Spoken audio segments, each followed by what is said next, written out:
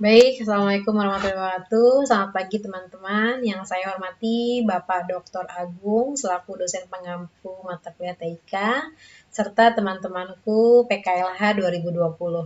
Hari ini saya akan mencoba memaparkan mengenai eksplorasi suku Baduy yang saya visitasi di bulan Oktober 2020. Suku Baduy seperti kita ketahui itu memang berasal dari Banten dan mereka adalah suku asli Banten. Diperkirakan penduduk di sana itu ada 5.000 sampai 8.000 orang. Posisi persisnya dari suku Baduy ini adalah mereka berlokasi di kaki Gunung Kendeng, Desa Kanekes, Kecamatan Luidamar, Kabupaten Lebak dan kurang lebih 40 kilometer dari Rangkas Bitung. Untuk pembagian wilayahnya, suku Baduy itu dibagi wilayahnya itu hanya dua saja, yaitu suku Baduy dalam dan suku Baduy luar. Nah, ini di sebelah kanan ada foto jembatan. Ini adalah jembatan pemisah antara suku Baduy dalam dan suku Baduy luar. Dari arah datang, kalau di sebelum jembatan itu masih suku Baduy luar, sedangkan setelah jembatan suku Baduy dalam. Dari jembatan ini menuju suku Baduy dalam itu masih menempuh waktu kurang lebih 5 jam. Baik, kemudian untuk hubungan agama dan masyarakat. Masyarakat Baduy itu sangat-sangat paham ketika mereka memang memiliki kesalahan dan mereka langsung mengakui kesalahan mereka itu terhadap pencipta. Kalau kita bisa sebutnya mungkin istighfar seperti itu. Dan mereka juga betul-betul mengerti, paham hak dan kewajibannya ketika memang itu untuk urusan sebuah rumah tangga. Mereka paham bagaimana menjalankan perannya sebagai suami, sebagai istri, dan mencoba untuk tanpa ada kesalahpahaman keduanya. Untuk hubungan antar tetangga juga mereka mengumakayakan sedemikian rupa untuk harmonis supaya tidak ada konflik. Jadi bahkan mereka tuh saling support gitu, saling gotong royong untuk aktivitas rutin mereka seperti bertani, untuk ada event-event yang lain. Seperti saat saya visitasi itu mereka ada yang ingin menikah.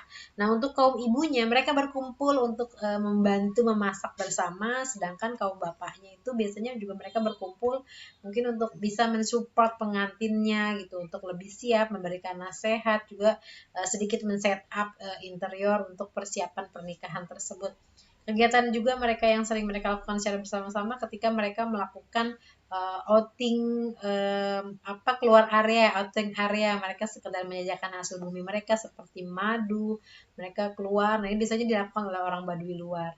Juga mereka juga cukup melakukan trading perdagangan hasil bumi seperti hasil tenun mereka, ada tas, hasil dan mereka juga loh ada madu, mereka membuat aksesoris seperti gelang, gantungan kunci, dan lain-lain. Ada golok juga mereka membuat itu semua. Itu betul-betul mereka buat handmade semuanya.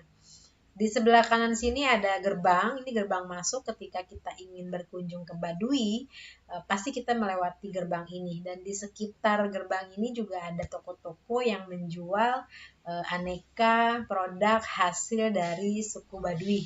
Lalu di sini juga ada buku tamu yang disediakan oleh Jaro sebagai catatan siapa saja yang berkunjung ke wilayah Baduy. Tapi ketika saya berkunjung di Oktober kemarin, bukunya tersebut ternyata sedang di-saving, disimpan karena memang mereka sedang PSBB mengurangi kunjungan dan buku itu jadi saya tidak menulis ke buku tamu tersebut. Baik, untuk sarana penghubung, mereka punya jembatan ini yang dibuat oleh masyarakat Baduy, yang kekhasannya itu betul-betul mereka jaga. Ini tali-talinya ini dari ijuk, lalu konstruksi jembatan ini juga dari bambu yang betul-betul mereka menghindari untuk bahkan dilarang untuk membeli gitu. Dan warna-warna yang khas memang hanya hitam dan putih saja. Baik, untuk bahasa itu mereka menggunakan bahasa Sunda dengan dialek Sundanya. Sunda dialek khas dari Kanekes gitu, karena mungkin nanti beda lagi dengan wilayah lain dari Sukabumi, Cirebon beda lagi. Nah, ini memang khas sekali. Lalu untuk literasi tulis menulis itu tidak ada tulisan secara kertas tentang bagaimana adat istiadat agama mereka itu benar-benar hanya dengan cerita, tutur lisan yang mereka simpan turun temurun. Kembali ke soal literasi dan baca tulis tadi, memang di orang Kanekes ini kebanyakan tidak mengenal sekolah gitu, karena mereka juga menolak ketika ada tawaran pemerintah untuk membangun fasilitas sekolah. Jadi akibatnya orang Kanekas ini tidak dapat membaca menulis, tapi memang ada pengunjung yang beberapa kali melakukan misalnya pelatihan literasi atau pengabdian masyarakat. Baru ini anak-anak Kanekes ini diajarkan untuk membaca atau sekedar melihat majalah yang dibawa oleh tamu dari kampus misalnya, atau dari instansi atau organisasi tertentu. Untuk pakaian bisa kita lihat di slide ini. Ini adalah ciri khas orang Kanekes dalam berpakaian. Ada putih, ada biru, biru navy, dan biasanya mereka menggunakan ikat kepala putih dan mereka tidak menggunakan alas kaki atau nyeker.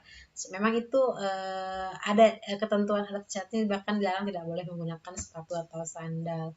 Untuk keadaan geografis, umumnya memang di sana itu kan tanahnya miring karena berbukit ya. Jadi dan mereka juga bercocok tanam menanam padi, tapi karena di sana lahannya kering, jadi mereka tanamannya tuh kebanyakan organik. Tapi hasil bumi yang lainnya cukup baik ya, seperti ada pisang, ada pete, mereka menanam juga duren. Bahkan kadang kalau lagi panen duren itu banyak sekali wisatawan yang datang gitu, dan itu juga meningkatkan pendapatan dari orang-orang Kanekes tersebut. Untuk kepercayaan, suku Baduy ini memang dikenal kepercayaannya itu adalah wiwitan. Jadi apa itu wiwitan? Itu adalah asli. Seperti yang digambar di samping ini, mereka sedang berkumpul kepada benda yang mereka anggap ini sebagai memiliki supranatural. Lalu mereka berkumpul untuk melakukan ibadah bersama. Dan ini adalah KTP yang di sini ditulis bahwa mereka memang beragamanya agama dari wiwitan itu sendiri. Untuk kepemimpinan, Baduy itu menerima dua kepemimpinan. Mereka mempercayai kepemimpinan dari pemerintah itu jalan pemerintah, sedangkan kepemimpinan lingkungan sendiri itu mereka panggil puun. Nah, ini biasanya memang kalau di sini disebutnya dinasti. Jadi biasanya turun-temurun kerabatnya atau keluarga yang lain. Tapi tidak ada batasan waktu kapan ini berakhir. Semakin dia pandai bisa mengelola masyarakat, mungkin waktunya bisa lebih lama. Seperti itu. Ini adalah sistem organisasi dari Puun sampai ke jarum pemerintah dan ke kolot. Ketika kita ingin datang berkunjung ke sana, kita ingin meminta izin untuk menginap di sana, pasti kita akan berhubungan dengan Carik atau Jaro ke kolot. Nah itu tapi jarang sekali kita bisa berkomunikasi langsung dengan Puun, pasti diwakili oleh kolot dan Jaro. Untuk peraturan itu jelas sekali di sana memang tidak menggunakan transportasi. Jadi mereka betul-betul jalan kaki dari Baduy dalam, Baduy keluar, tidak menggunakan alas kaki, tidak ada teknologi, tidak ada internet, tidak ada wifi, tidak ada elektronik. Untuk pakaian juga menggunakan pakaian sederhana, tidak menggunakan t-shirt, jeans, tidak ada kemeja, tidak ada. Dan untuk posisi pintu pun diatur, itu biasanya kalau hanya untuk warga biasa itu pilihannya hanya dua, yaitu ke utara atau ke selatan. Kecuali mungkin ketua adat bisa ke arah yang lain karena fungsinya adalah untuk menjaga. Lalu untuk tadi transportasi memindahkan hasil kayunya itu biasa mereka memanfaatkan daerah aliran sungai untuk sampai ke hilir. Ya, demikian eksplorasi saya mengenai suku Baduy. Semoga kita bisa mengambil banyak banyak sekali informasi yang didapat, seperti mereka dilarang untuk bertemu dengan masyarakat PSBB. Nah, sekarang kita kita tiru juga kegiatan mereka, jadi bisa kita ambil positifnya. Dan mungkin nanti kalau ada kesempatan kita semua dari 2020 bisa berkunjung ke suku Baduy ini. Baik, terima kasih atas waktunya kepada Pak Agung dan teman-temanku. Wassalamualaikum warahmatullahi wabarakatuh.